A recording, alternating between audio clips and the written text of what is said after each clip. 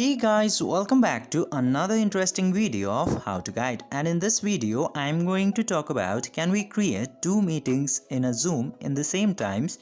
So without any further ado, let's dive right into this exciting video.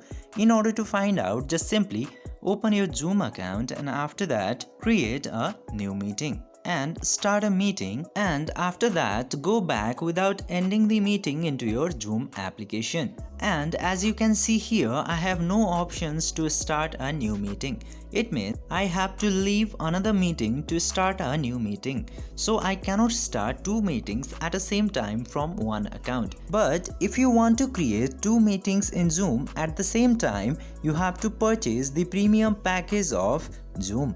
And after that you can enable two meetings at the same time. I hope this video was informative for you. If yes, don't forget to like, share and subscribe to the channel to never miss another update. Thank you for watching the video.